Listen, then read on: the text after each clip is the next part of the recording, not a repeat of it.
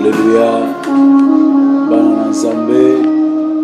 Mbote, mbote, mbote, ba papa, ba maman. Toye lisusu na programme na biso la prière qui sauve.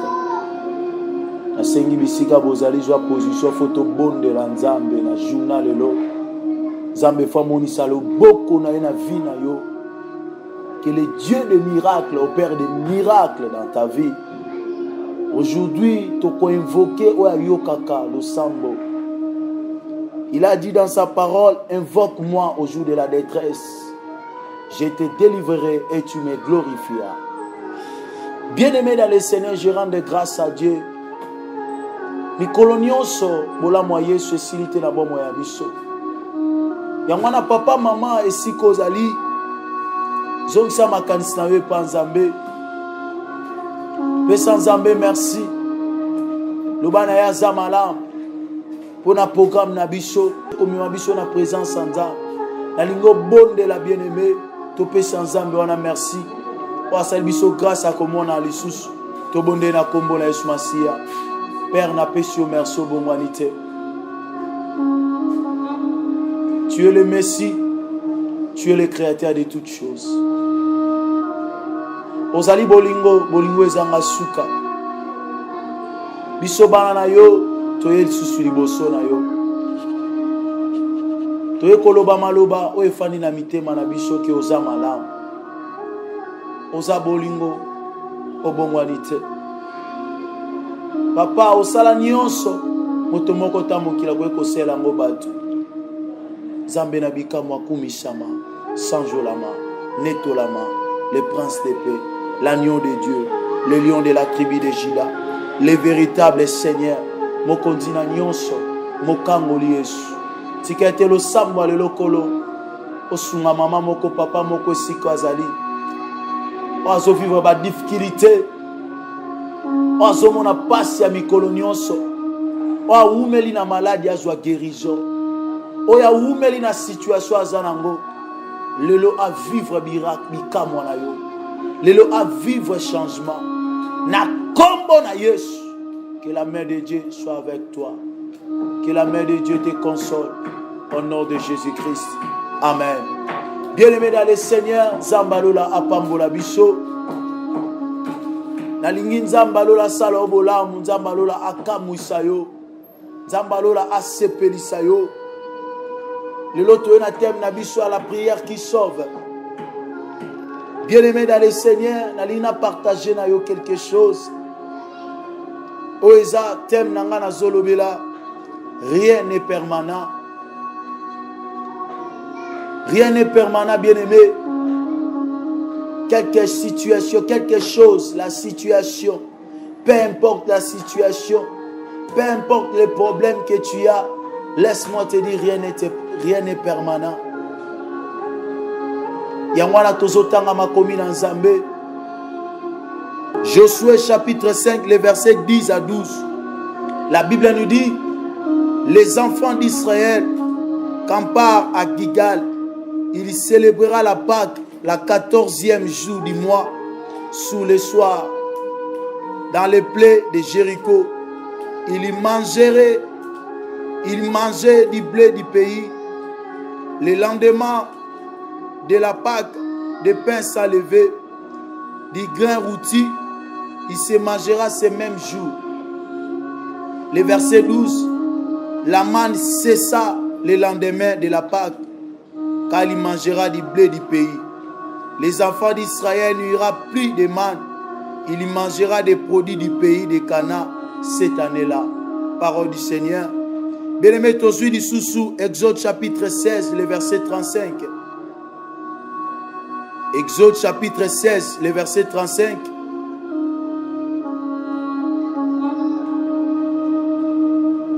La Bible nous dit, les enfants d'Israël mangera la manne pendant 40 ans, jusqu'à leur arrivée dans le pays d'habiter.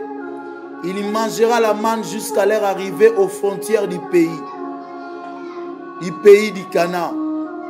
Parole du Seigneur. Bien-aimé, la Bible nous dit, les enfants d'Israël Il mangea la manne pendant 40 ans.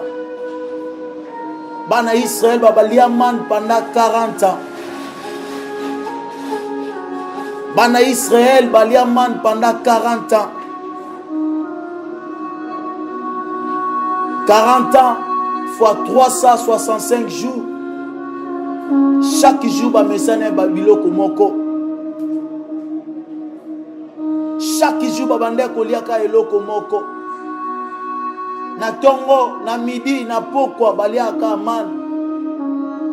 Ezaki biloko ya mikolo na mikolo. Les gens sont nés. Misuba koufi, misuba botami, baliaka les mêmes choses. 40 ans. Ndenge nzambe abande kotambola, abande kotambwisa bango. Abande kolesa bango kaka man. Mais tant que comme na Cana, les choses étranges, la Bible nous dit la manne c'est ça. Babato bande ko dépendre kana likolo. Bato bande ko dépendre kana likolo. Mais la Bible dit on va comme na Cana, man et katani. Parce que si ba mesana qui n'habite douana. Mais que chaque temps tu recoutes biloko ko ya boy. Ce qui grand frère à l'amour qui a tini petit frère. Kende place boy le côté là lelo 5. Nana posa 6. Mais ce jour là bana Israël balamuka na tongo maneza susute. 1 Corinthiens chapitre 1 le verset 10. La Bible nous dit makambo ekomela bango pona kopesa biso be exemple. Paul a expliqué biso bi ekomela bango mais exemple eza pona biso. Ce que j'ai compris pona thème oyo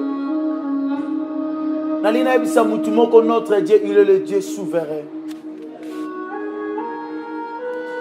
Quelle que soit la situation, notre Dieu il est le Dieu souverain. Quel que soit les problèmes, osons vivre dans le moment où notre Dieu est le Dieu souverain. La souveraineté de Dieu a des sujets, a des idées. La souveraineté de Dieu a des idées. La première, la souveraineté, c'est le pouvoir absolu et sans partage. Et la deuxième, la souveraineté, idée attachée à notre Dieu, à savoir décider celle Dieu, sans subir les pressions d'être fiancé par qui que ce soit. La deuxième, la souveraineté de Dieu, à savoir décider celle, sans subir les pressions d'être fiancé par qui que ce soit. N'est-ce pas dans la nation, le président qui n'a pas lobby, souverainement j'ai décidé. En réalité, il n'a rien décidé. C'est Dieu qui décide parce qu'il est le Dieu souverain. La souveraineté de Dieu dans Éphésiens chapitre 1, le verset 11. Éphésiens chapitre 1, le verset 11. Apôtre Paul Azolo Banabiso. C'est lui qui opère toutes choses d'après les conseils de sa volonté. Yende Moutazo décidé. Azana Moutou appelle sa autorité. C'est lui qui décide. Bien-aimé, ce que je comprends, le jour où Dieu a voulu donner la main, il a parlé aux enfants d'Israël. Mukolo Nzamba qui appelle sa main, ayebisaki na bana Israël. Mais le jour où Nzamba a arrêté man, ayebisaki bana Israël. Dans sa souveraineté, Dieu a laissé le diable toucher Job. Dans sa souveraineté, Nzamba tika Job dans maboko à Satan. Mais Job a yebateni ne lekana likolo. Mais réalité peut pas difficulté, Job a vivre en assez.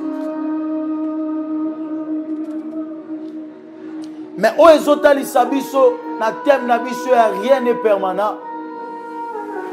Liboso ezala qui était bénédiction, to mane bande ko uta na likolo. Mais désormais il faut travailler. Liboso ezala qui mane bande ko uta likolo. Mais sikoyo faut travailler. Mane ko ya kali susute, mais sikoyo faut luka. Bien-aimé, dans la vie, rien n'est permanent. 40 ans d'habitude.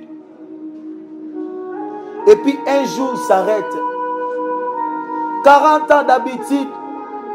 Parce que déjà, tu es habitué à déjà dans le système haut. 40 ans d'habitude, tu as vu que man est kitaka. Tu as vu que chaque jour, man est kitaka.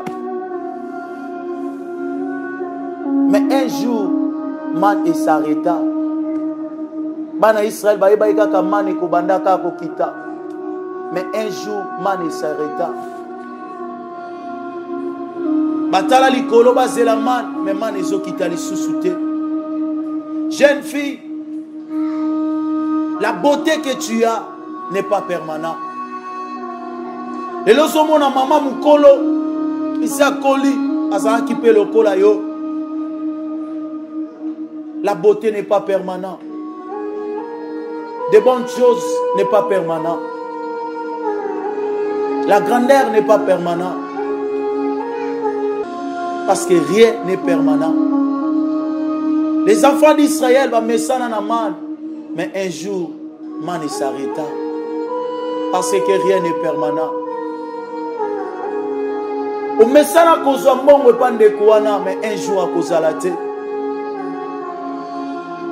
Dieu a bougé. Bon, bah, yebika mikono soto mesa na biloko, mais ce jour-là, parce que là qui man et quitté. Ma sœur qui toko zobete la tolo, eza permanente. Santo zanango, eza libelate. Bonzenga.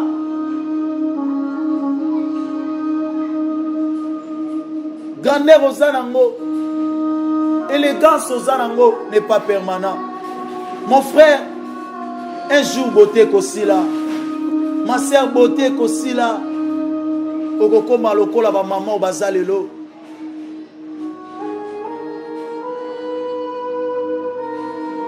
De bonnes choses n'est pas permanent. Douleur o ba maman ba yo kaka o ba kufela mibal. Yamala yo ozana mobile na yo profiter sokaza na bomo. Yo ozana moi sinon profiter. Bomba et jalousement. Linga et jalousement. Parce que un jour à cause de la tête. Okoloba ah Jean-Claude Sokazalaka. To Jemima Sokazalaka.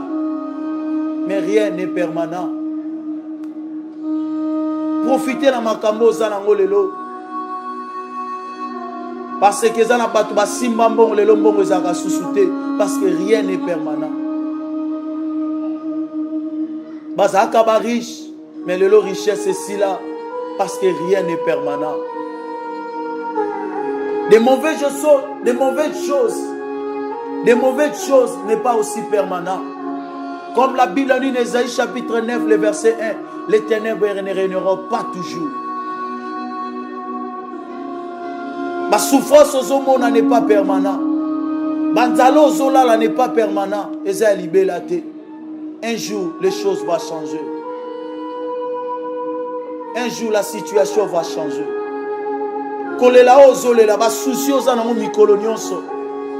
Un jour, les choses vont changer. Rien n'est permanent. Rien n'est permanent. Mais va tout sembler là. Parce que tu es bon de la Sainte Sige au malin. La Bible dit dans Ecclésiaste chapitre 3, le verset 1. Il y a un temps pour toutes choses. Il y a un temps pour toutes choses. La souveraineté de Dieu, le Dieu qui décide, il est le Dieu qui contrôle.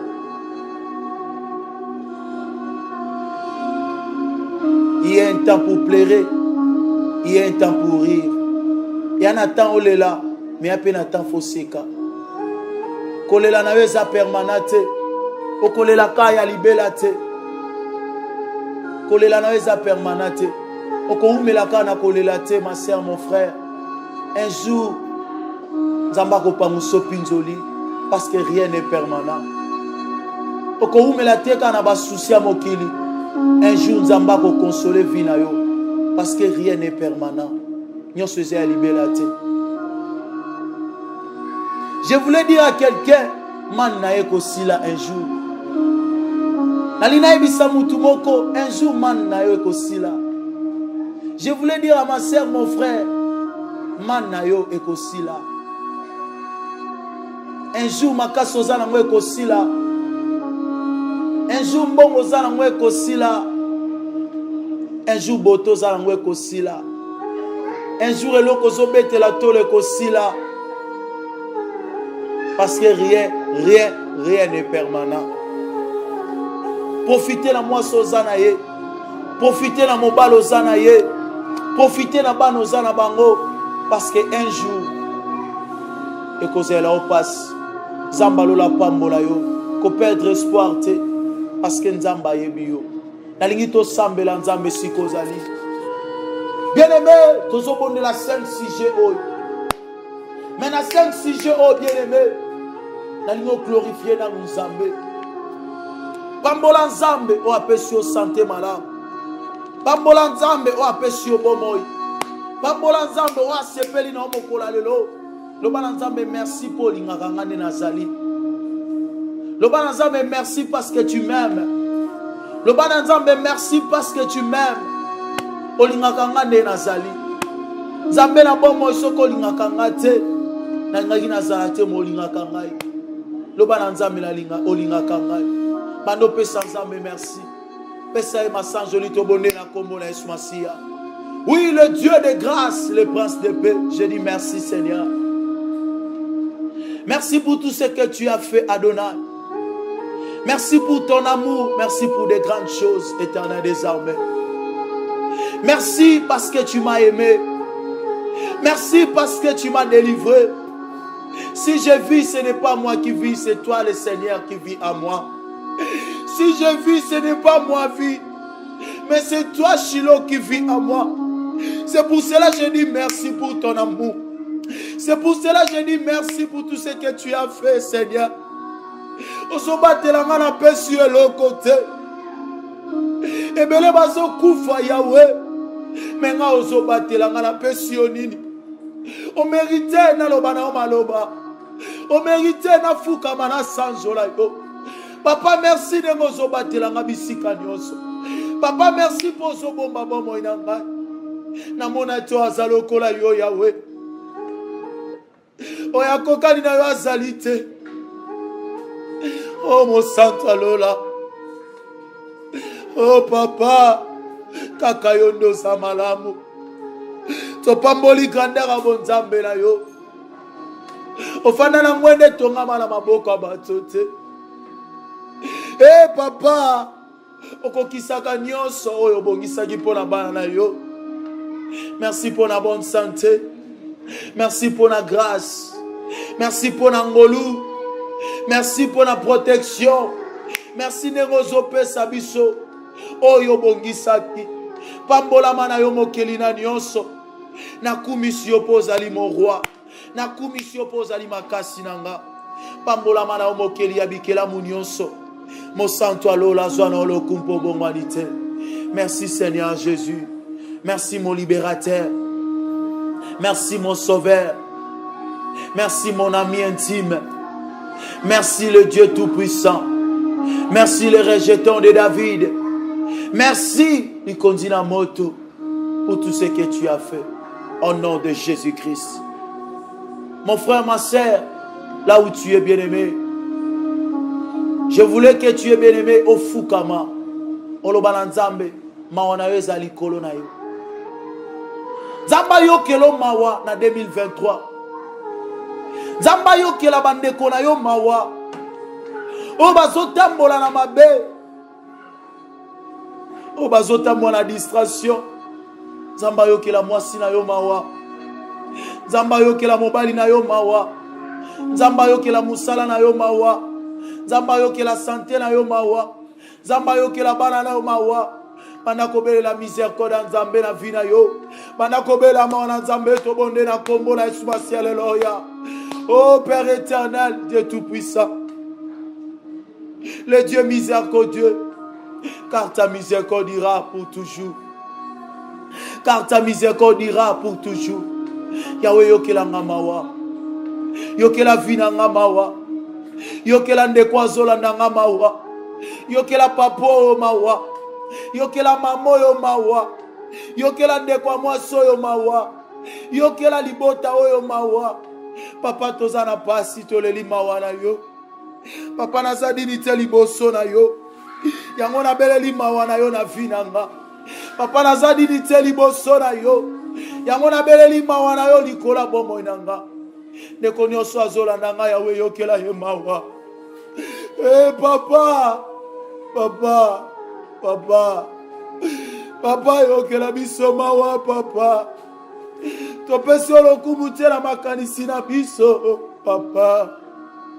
Topesi lokumu te na bapanse na biso papa. Topesi lokumu te etamboli na biso.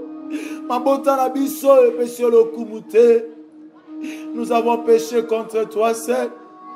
Nous avons fait ce qui est mal devant tes yeux, l'Éternel des armées. Papa kotangela biso mabunga te papa. Yokela biso mawa Jésus. Yokela biso mawa papa. Yokela biso mawa Jésus. Mawa na yo na ndekwa zobondela. Papa yokela ye mawa. Papa limbisa masumu na ye. Na kombo na Yesu. Benemozo sambela siko. La Bible nous dit sans le sang, il n'y a pas de pardon du péché. Sans makila na nzambe, kolimbisa masumu ezalite. Bela makila Yesu ekangola fina yo. Makila Yesu e purifié yo. Elongola fina ona mabe na lokuta. Elongola fina yo na nyonso ezopesa nzambe lokumute. Makila na nzambe elongola ba infection kati na yo. Makila na nzambe elongola microbe kati na yo. Bandobela makila esto sambeli na kombo na Yesu Masihi, alléluia. Le sang de Jésus. Le sang de Jésus est purifié nga. Makila na Yesu est sanctifié nga. Makila na Yesu est libéré nga. Makila na Yesu est purifié nga. Makila na Yesu est sanctifié nga. Le sang de Jésus-Christ. Le sang de Jésus-Christ. Purifie-moi Seigneur. Purifie-moi Jésus. Alléluia. Alléluia. Alléluia. Yahweh, purifie-moi. Purifie-moi Jésus. Makila na esopana na ndeko bisika zali. Esika maladi ane kange na santé makila na esukola ye. Makila na elongola ba infection molili. Makila na elongola microbe. Makila na epetola biso. Makila na purifier biso. Makila na sanctifier biso. Makila na esopana na kata libota oy. Makila na esopana na kata libota oy. Makila na esopana na kata ba projet vie na ye. Le sang de Jésus-Christ. Le sang de Jésus-Christ. Le sang de Jésus-Christ. Le sang de Jésus-Christ. Makila na Yesu petola yo.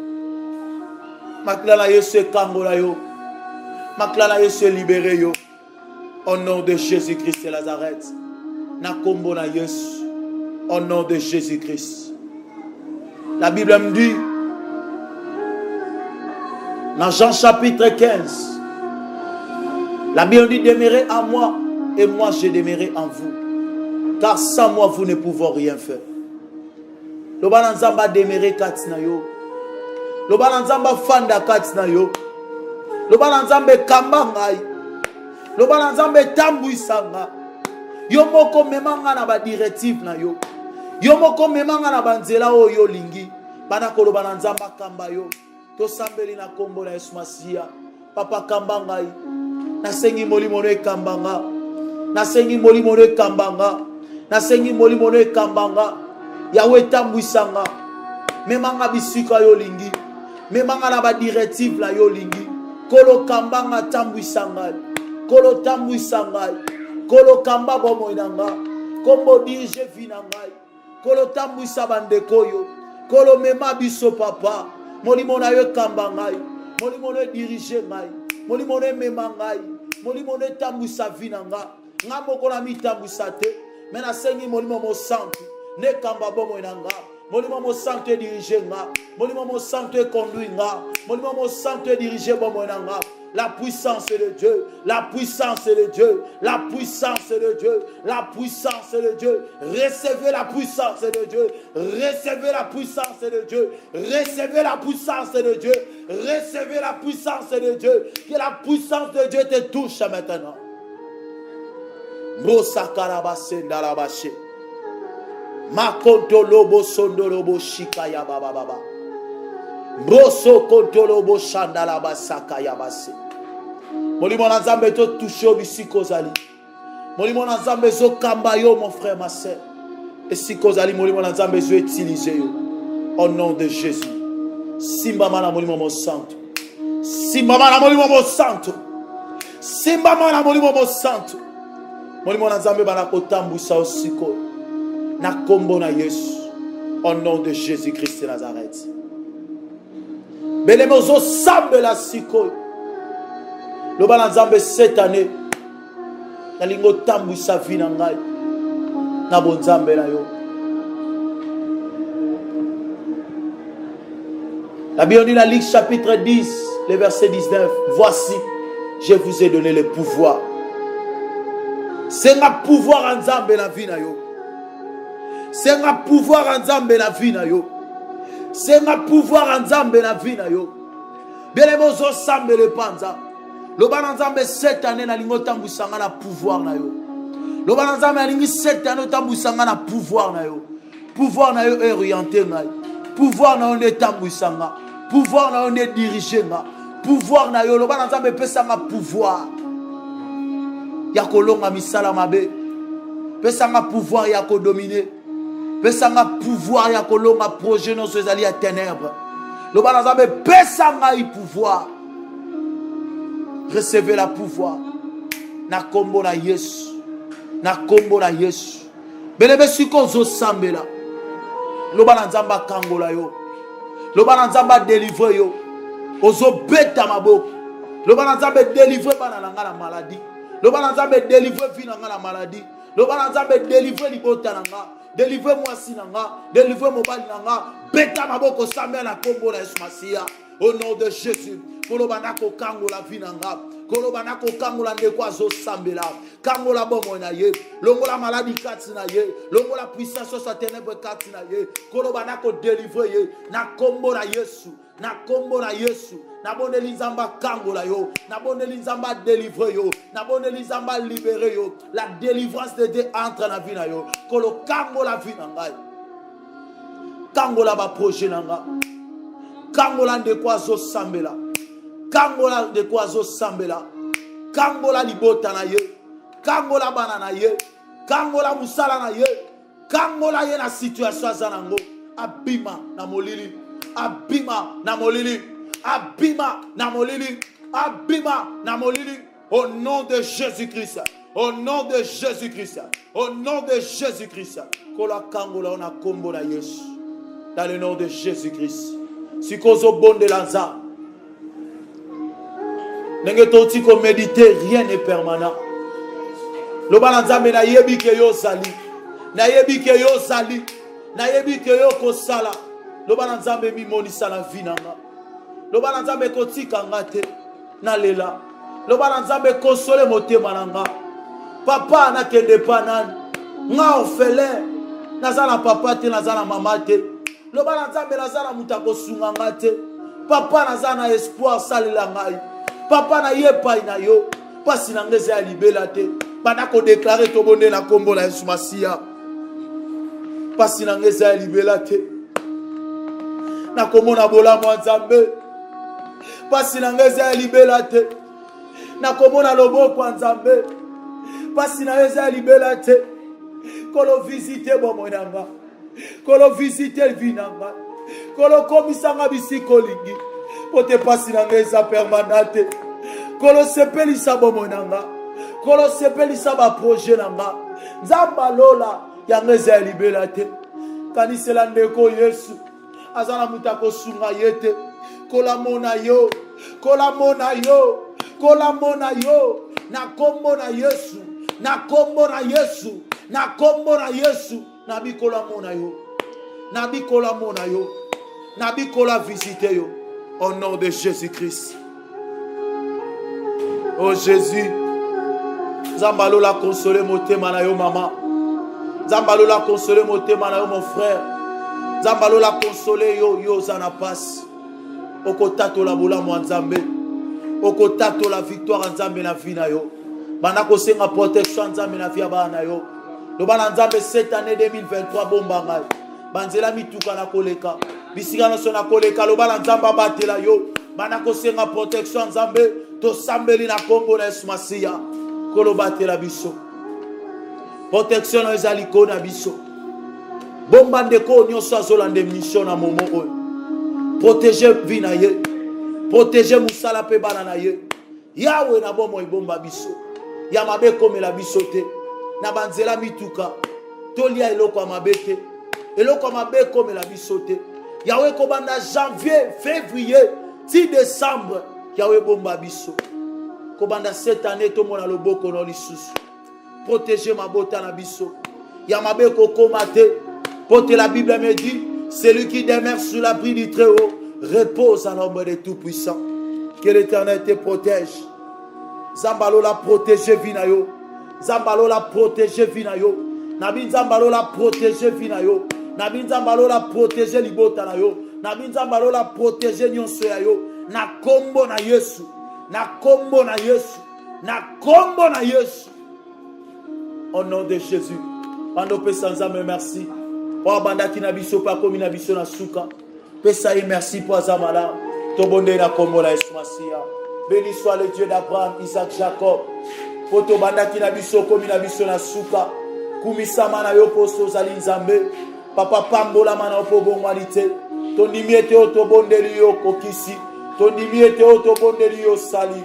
Tika ete mabota ni se pambola ma. Au nom de Jésus-Christ. Zambe nanga apambola bino. Zamba nanga abundela bino. Zambe nanga alongisa yo. Croire à Jésus car rien n'est permanent. Croire à Jésus car ta souffrance n'est pas permanente. Croire à Jésus car ta difficulté n'est pas permanente. Croire à Jésus car tes combats n'est pas permanent. Tu vas vivre la puissance de Dieu. Tu vas vivre la puissance de Dieu. Tu dois témoigner la grâce de Dieu. Recevez la grâce. Recevez la grâce au nom de Jésus-Christ. Au nom de Jésus-Christ. Que la main puissante de Dieu te sécurise dans le nom puissant de Jésus. Et nous avons supplié. Amen. Zambe nanga apambola bino. Bien-aimé dans le Seigneur. Zambe asala bino bolamu. Programme na biso ezo continuer. Na prochainement semaine na biso. Zamba asala bino bolamu. Apesa bino makasi. Continuez ko s'abonner. Continuez ko partager. Bisiko zali. Yesu azala bomoy. Pe Jésus-Christ revient bientôt. Tokutani na émission na biso ezoya. Que le Seigneur soit avec vous. Merci beaucoup. Que Dieu vous bénisse. Bye.